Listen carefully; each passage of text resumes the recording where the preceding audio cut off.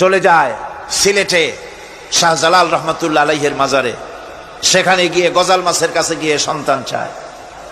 চট্টগ্রামে বাজেবস্তান যেখানে কচ্ছপ আছে, এই কচ্ছপের কাছে গিয়ে এখানে সন্তান কামনা করে। কি আজীব তামাশা! এর নাম মুসলমান, এর নাম মুসলমান। কয়েক বছর আগে আমার নিজের চোখে দেখেছি, অনেক বছর আগে একবার দেখতে গিয়েছিলাম। অবস্থাটা কি? সেখানে দেখলাম গাছের সাথে দড়ি দিয়া সুতা দিয়া পাথর ইট বাঁধে রাখছে। এগুলো কি শুনলাম, এগুলি যাদের বাচ্চা হয় না তারা এগুলি গাছের সাথে বেঁধে রেখে আসছে। ওই ইটে যেরকম ভার, ওই রকম সন্তানের ভার পেটের মধ্যে হইয়া আস্তে আস্তে সন্তান হবে। কি ফিলসফি! আজীব তামাশা। এরপর আমার নিজের চোখে দেখেছি বিরাট বিরাট কচ্ছপ। এই কচ্ছপগুলির পায়ে হাত দিয়ে সুমা খাইতেছে মুসলমান।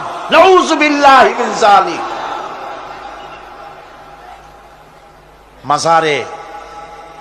মাজারগুলিতে গিয়ে লোকেরা নিজেদের আশা আকাঙ্ক্ষা পুরা হওয়ার জন্য দোয়া চাইতেছে কবরওয়ালার কাছে। আবার এক শ্রেণীর নামধারী আলেম তারা বলেন ওনারা জীবিত থাকাকালীন যত শক্তি ছিল, মরিয়া শক্তি আরো বেড়ে গেছে।